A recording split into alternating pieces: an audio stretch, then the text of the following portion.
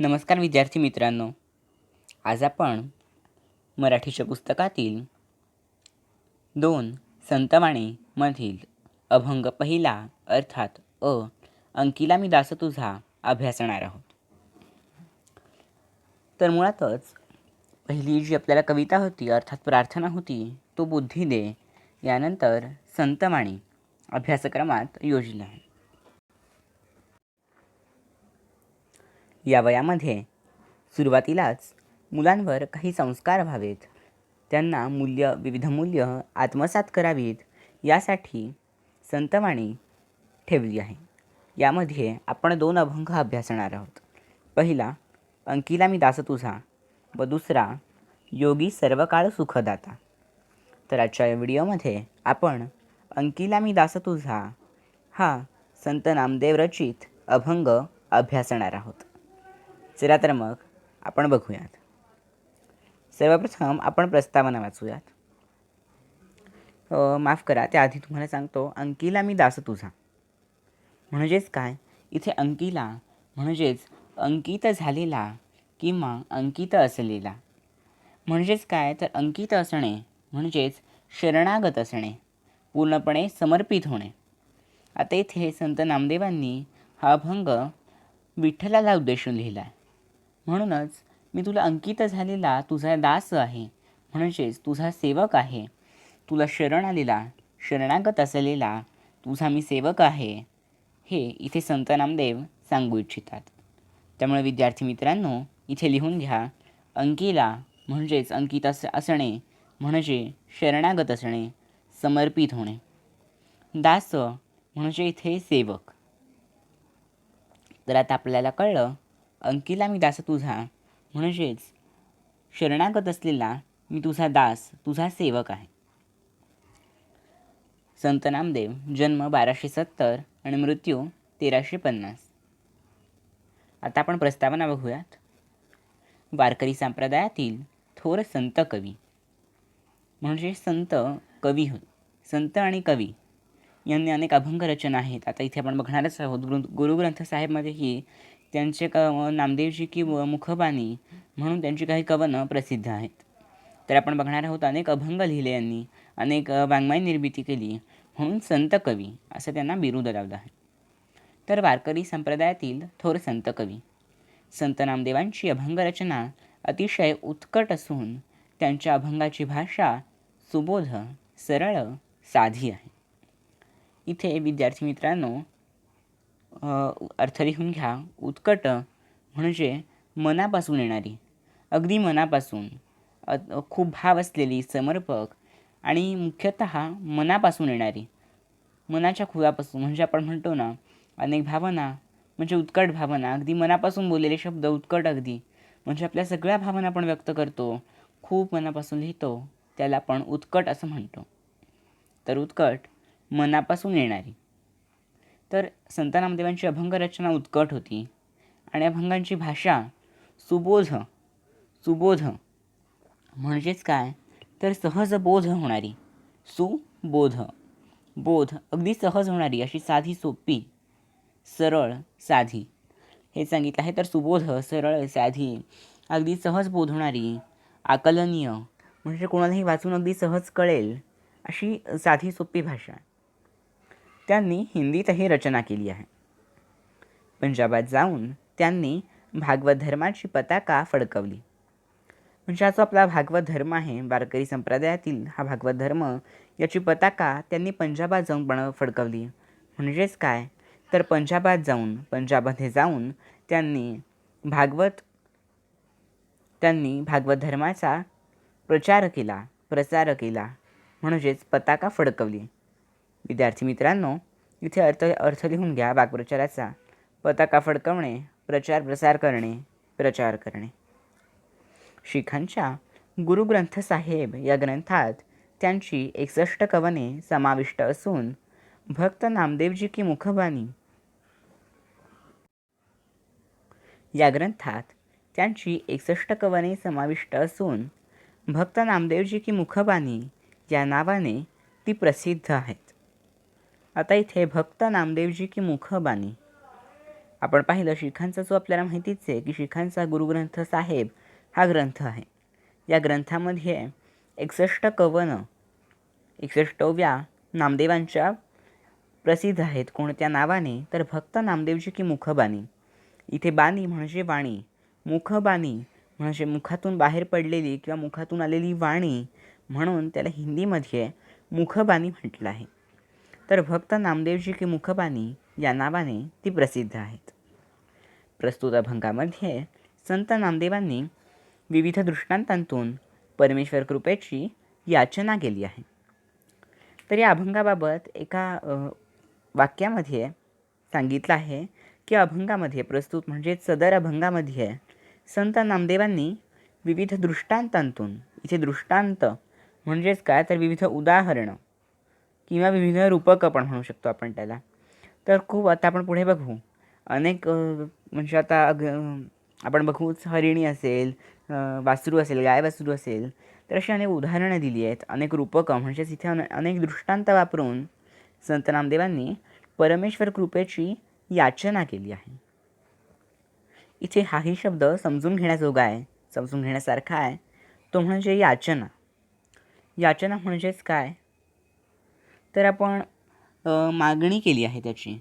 इथे याचना म्हणजेच काय तर आपण जेव्हा काही मागतो म्हणजे आता आपण त्याला भीक म्हणू शकत नाही, ती त्या सर्वेश्वराकडे केली आहे म्हणून ती याचना आहे. म्हणजे त्याच्या कृपेची, कृपाभिलाषी माफ करा, त्याच्या कृपेची याचना केली आहे. हे परमेश्वरा तुझी कृपादृष्टी माझ्यावर कायम ठेव. मग ती कशी ठेव, कशा प्रकारे ठेव हे सांगण्यासाठी संत नामदेवांनी विविध उदाहरणं वापरली आहेत, म्हणजेच विविध दृष्टांत वापरले आहेत. चला तर मग विद्यार्थी मित्रांनो, आता आपण अभंग सुरू करूयात. तत्पूर्वी मला आपल्याला हे सांगायला आवडेल की हा अभंग व याचसोबत आपल्या 10वीच्या पाठ्यपुस्तकातील सर्वच धडे आणि अनेक विषयांचा अभ्यास आम्ही आपणासाठी या चॅनलवर घेऊन येणार आहोत. त्यामुळे जर आपण चॅनलवर नवे असाल तर या चॅनलला सबस्क्राईब करा आणि बेल आयकॉन प्रेस करा, ज्यामुळे आमच्या व्हिडिओचा लेटेस्ट अपडेट सर्वप्रथम आपल्याला मिळेल.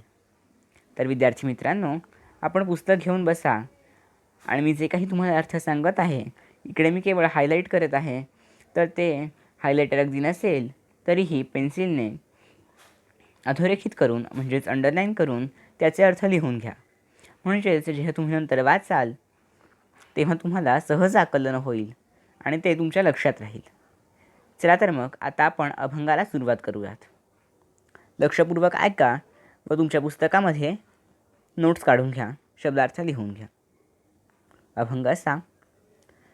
अग्नी माझी पडे बाळू, माता धावे कनवाळू, तैसा धावे माझी आकाजा, अंकिला मी दास तुझा. सवेंची झेपावे पक्षिणी, पिली पडतांची धरिणी, भुकेले वत्सरावे, धेनू हुंबरत धावे. वणवा लागलासे वनी, पाडस चिंतित हरिणी, नामा म्हणे मेघा जैसा, विनवितो चातक तैसा. तर अत्यंत छोटा आणि सुबोध सरळ आणि साधा असा हा सरळ सोपा अभंग आहे. याचा आपण आता अर्थ बघूयात. चालही आपण आता ऐकली. या चालीमध्ये आपण 1-2 वेळा अभंग म्हणून पहा. अगदी सहज आणि छान सोपा अभंग आहे, तो लगेचच आपला पाठ होऊन जाईल. तर अग्नी माझी पडे बाळू, माता धावे कन वाळू. इथे अग्नी माझी म्हणजेच अग्नीमध्ये, अग्नी माझी म्हणजेच अग्नीमध्ये पडे बाळू.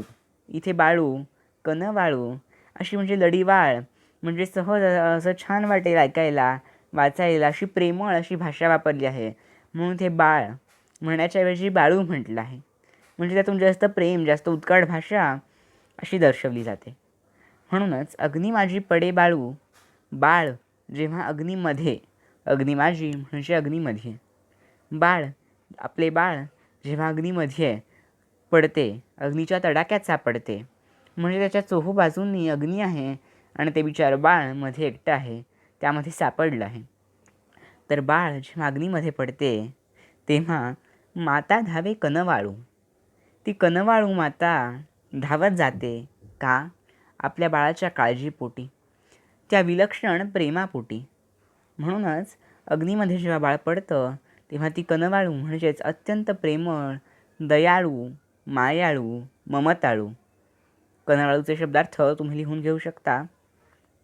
ते म्हणजे कनवाळू, अत्यंत प्रेमळ, दयाळू, मायाळू, ममताळू. तर जेव्हा आपलं बाळ अग्नीमध्ये सापडतं, अग्नीमध्ये पडतं, तेव्हा ती माता, त्याची आई, ती कशी माता तर कनवाळू, अत्यंत एवढी प्रेमळ, दयाळू, माताळू माता, माफ करा, ममताळू माता, म्हणजे ममतेने पूर्ण ओथंबलेली, भरलेली, एवढं तिचं प्रेम आहे.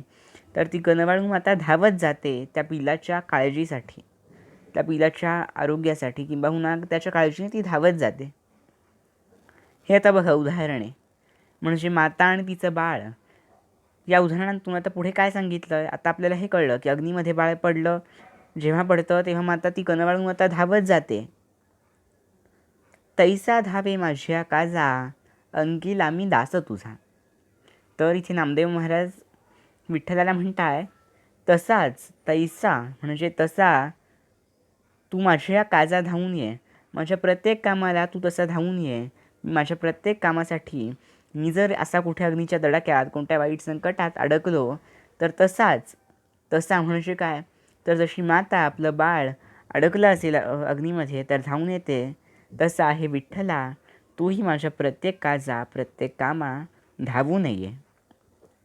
तर तैसा तू धावून ये माझ्या प्रत्येक काजा, काजा म्हणजे कामा. तैसा धावे माझ्या काजा, अंकीला मी दास तुझा. इथे अंकीला आपण सुरुवातीलाच मी सांगितलं, पुन्हा एकदा सांगतो, लिहून घ्या. अंकीला म्हणजेच अंकित असलेला, शरणागत असलेला, समर्पित असलेला, म्हणजे शरण गेलेला.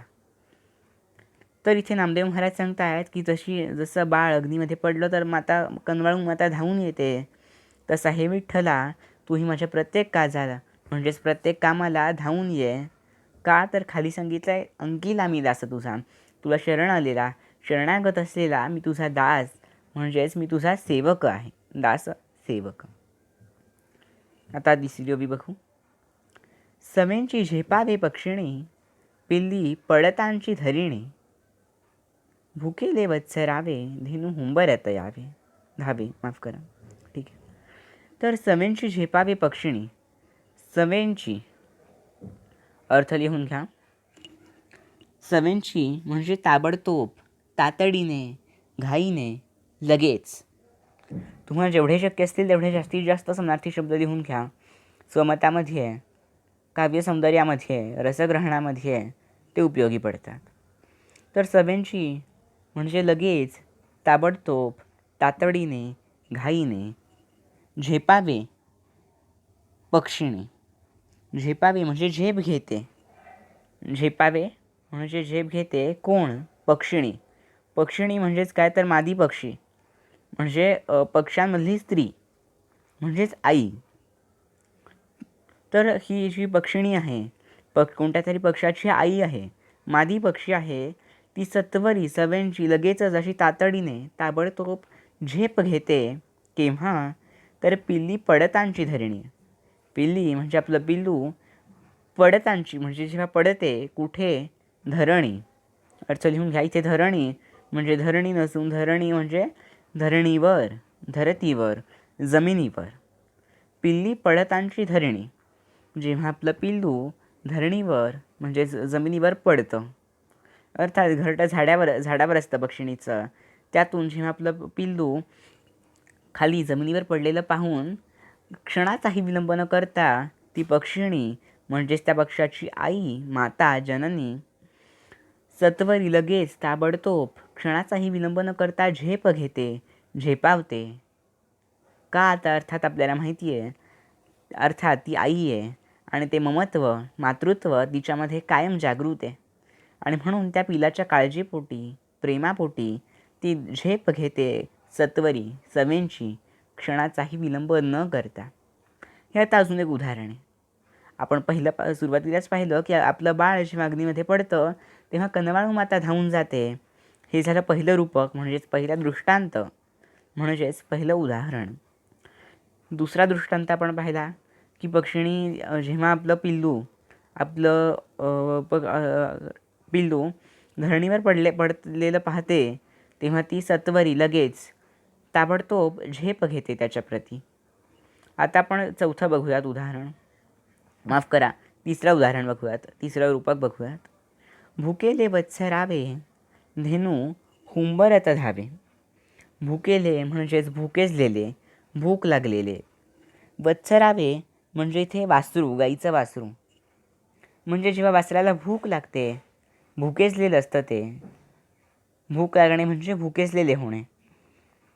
तर जे आपलं वासरू जे भुकेजलेलं असतं म्हणजेच त्याला भूक लागली असते, तेव्हा धेनू हुंबरत धावे. धेनू म्हणजेच गाय, गोमाता. तर ती धेनू हुंबरत म्हणजेच हंबरत. हुंबरत लिहून घ्या. हंबरत, गाईचा आवाज तर आपण हंबरणे म्हणतो.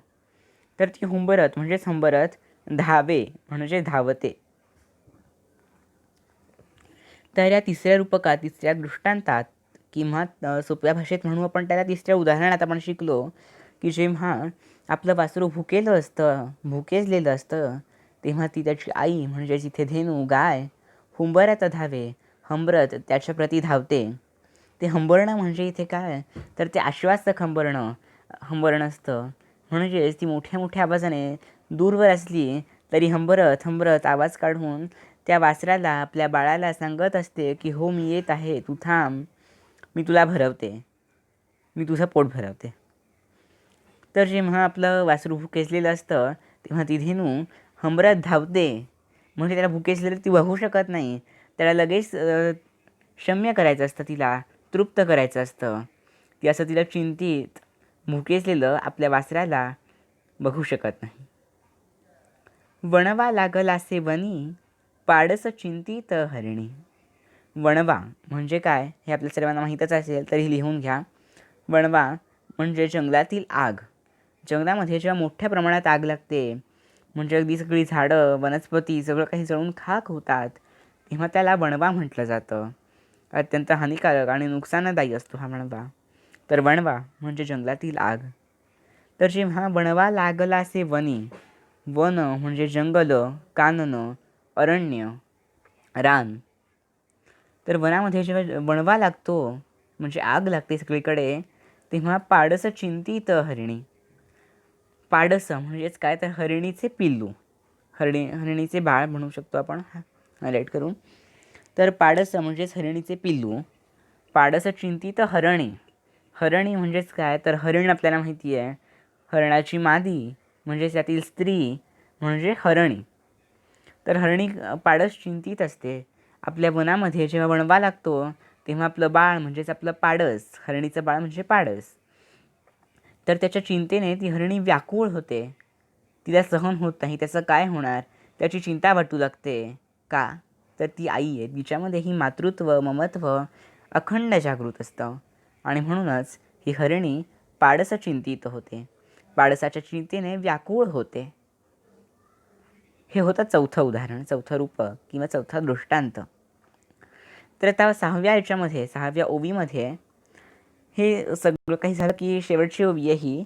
त्यामध्ये नामदेव म्हणतात, नामा म्हणे मेघा जैसा विनवितो चातक तैसा. नामा म्हणजेच नामदेव, संत नामदेव. म्हणे इथे म्हणजे म्हणतो किंवा म्हणतात. म्हणजे नामदेव म्हणतात किंवा मी म्हणतो. नामा म्हणे नामदेव म्हणतो, मेघा जैसा. मेघ म्हणजेच ढग. लिहून घ्या. मेघ म्हणजेच ढग. तर मेघा जैसा, मेघ आपल्याला मेघा जैसा मेघासारखा. विनवितो चातक तैसा. चातक, चातक आपल्याला हा पक्षी माहीत असेल. चातक, तर चातक हा पक्षी आपल्या सर्वांनाच माहीत असेल. मुळात चातक हा एक काल्पनिक पक्षी आहे आणि अशी संकल्पना केली जाते, कल्पना केली जाते की चातक हा एक असा पक्षी आहे जो झाडावर राहून पाणी पितो, पण कसं? तर जेव्हा पाऊस पडतो तेव्हा तो खाली पडलेलं पाणी पित नाही. तो ढगांकडे चुघळून कायम पावसाची वाट बघत असतो. मेघांना तो विनवीत असतो पाऊस पडण्यासाठी. आणि जेव्हा पाऊस पडतो तेव्हा तो ढगातून आसमंतातून पडलेला पावसाचा थेंब तो सरळ आपल्या चोचीमध्ये घेतो आणि तो ग्रहण करतो, प्राशन करतो किंवा तो थेंब पितो, पाणी पितो. खाली पडलेलं पाणी इतर प्राण्यांप्रमाणे तो पित नाही. इतर पक्षी खाली पडलेलं, साचलेलं, तळ्यातलं, डबक्यातलं पाणी सहजतेने पितात. पण चातक हा पक्षी केवळ आसमंतातून, ढगांतून पडलेलं पाणी पितो आणि त्यावरच जगतो. मग पावसाळ्यातच तो वरून आलेलं पाणी तसंच ग्रहण करतो, पण खाली वाकून असं पाणी तो जमिनीत किंवा साचलेलं पाणी तो पित नाही, अशी कवी कल्पना आहे. हे लक्षात घ्या. तर इथे नामदेव महाराज म्हणतात, नामा म्हणे मेघा जैसा, विनवितो चातक तैसा. की आता मी तुम्हाला सांगितलं, चातक हा पक्षी वर्षभर वाट बघतो पावसाळ्याची आणि पावसामध्येच पाऊस पडला की तसंच पाणी तो मेघातून आलेलं तसंच पिऊन टाकतो. मग हे पाऊस वाढण्यासाठी चातक मेघांना विनवीत असतो. विनविणे म्हणजे विनंती करणे. लिहून घ्या. वाक्प्रचार आहे विनविणे, विनंती करणे. तर हा चातक पक्षी मेघांना ज्याप्रमाणे, ज्या व्याकुळतेने, ज्या आर्ततेने विनवितो, विनंती करतो, त्याच आर्ततेने तेवढेच व्याकुळ होऊन नामा म्हणजेच नामदेव विठ्ठलाला विनवीत आहेत. कशासाठी? तर बघा, प्रस्तावने दिलं आहे, कृपेची याचना केली आहे. तुझ्या कृपेसाठी, तुझी कृपा माझ्यावर अनंत काळ अशीच ठेव. तुझ्या कृपेचा वरदहस्त माझ्यावर असाच ठेव. आणि इथे आपण पाहिलं आहे दुसऱ्या ओवीमध्ये, तैसा धावे माझी काजा, अंकिला मी दास तुझा. की माझ्या प्रत्येक कामाला तू धावून ये. मी जेव्हा संकटात अडकेल तेव्हा तू धावून ये. माझ्या प्रत्येक अधःपतनावेळी तू धावून ये आणि मला मदत कर, मला सहाय्य कर. कारण शेवटी तूच माझा एकमेव त्राता आहेस. माता पिता भ्राता त्राता सर्व काही तूच आहेस. माझा तारणहार तूच आहेस, माझा पोषक तूच आहेस. आणि म्हणून तू माझी या मायेने, मातृत्वाने अगदी एका आईसारखीच काळजी घे, अशी विनंती, अशी याचना. बघा, प्रस्तावनेत शब्द दिला आहे याचना हा शब्द. तर याचना संत नामदेव विठ्ठलाकडे करत आहेत. तर हा होता अभंग. खाली संदर्भ दिला आहे, सकल संत गाथा खंड पहिला, श्री नामदेव महाराजांची अभंग गाथा. हा ग्रंथाचा संदर्भ आहे. अभंग क्रमांकही दिला आहे 1661 आणि संपादक प्राचार्य डॉक्टर र गोसावी. तर हे सगळं पाठ करण्याची काही एक आवश्यकता नाही आहे तुम्हाला. पण हो, अभंग आता तुम्हाला समजला असेलच. अभंग 1-2 वेळा वाचून घ्या. शब्दार्थ तुम्ही लिहिले असतीलच. जर लिहिले नसतील तर व्हिडिओ पुन्हा एकदा प्ले करा आणि समजून उमजून हे शब्दार्थ तुमच्या हातानेच पुस्तकामध्ये लिहून घ्या, खूण करून घ्या. म्हणजेच पुढच्या वेळेस जेव्हा तुम्ही वाचाल तेव्हा तुम्हाला सहज लक्षात येईल आणि कविता आकलन होणं आणि स्वाध्याय सोडवणं आणि काव्यसौंदर्याचे प्रश्न सोडवणं हे अगदी सहज सोपं होऊन जाईल. तर हा होता आपला पहिला अभंग, अंकिला मी दास तुझा. आशा करतो की आपण सर्वांना हा अभंग समजला असेल, सर्व शब्दांचे अर्थ कळले असतील, त्यातून व्यक्त होणारा भाव कळला असेल. तरी एकदा तुम्हाला सांगतो, हे जे वाक्य आहे प्रस्तुत अभंगामध्ये संत नामदेवांनी विविध दृष्टांतांतून परमेश्वर कृपेची याचना केली आहे. हे एक दंडध्यान करून ठेवतो.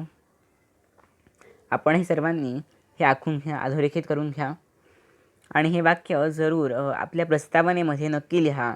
का? तर जणू हा आशय आहे एवढ्या सगळ्या अभंगांचा की परमेश्वर कृपेची याचना केली आहे. आणि शेवटी हेही सांगितलं आहे की मेघास चातक जेवढ्या आर्ततेने, जेवढ्या व्याकुळतेने याचना करतो, पाऊस पडण्यासाठी विनवितो, तेवढ्याच आर्ततेने हे विठ्ठला, हे जगत्राता, मी नामदेव म्हणजेच नामा, तुला याचना करतो तुझ्या कृपेची, तुझ्या वरदहस्ताची. तर हा एक अतिशय सुंदर अभंग आहे संत नामदेव महाराजांचा. अपेक्षा करतो तुम्हाला सर्वांना समजला असेल. जर तुम्हाला अभंग समजला नसेल, कोणती ओवी समजली नसेल, कोणता शब्द समजला नसेल, शब्दार्थ समजले नसतील किंवा तुम्हाला कोणत्या स्वाध्यायातील प्रश्नांची उत्तरं हवी असतील, कृती सोडवून हव्या असतील, तर आम्हाला कमेंटमध्ये मेसेज करा, कमेंट करा. आम्ही नक्की लवकरात लवकर उत्तर देण्याचा प्रयत्न करू आणि तुमचे सगळे डाऊट्स, तुमच्या सर्व शंकांचं निरसन करू ही खात्री देतो. जर तुम्हाला व्हिडिओ आवडला असेल तर लाईक जरूर करा. तसेच तुमच्या सर्व मित्रांना हा व्हिडिओ शेअर करा. अशाच अजून नवनवीन व्हिडिओज घेऊन असे पुढचे नवनवीन धडे, कविता, पाठ फक्त मराठीत नाही तर सर्व विषयांचे धडे, पाठ, कविता असं सगळं काही घेऊन आम्ही लवकरच तुमच्या भेटीला येत आहोत. कशी वाटली व्हिडिओ? कमेंटमध्ये जरूर कळवा. धन्यवाद.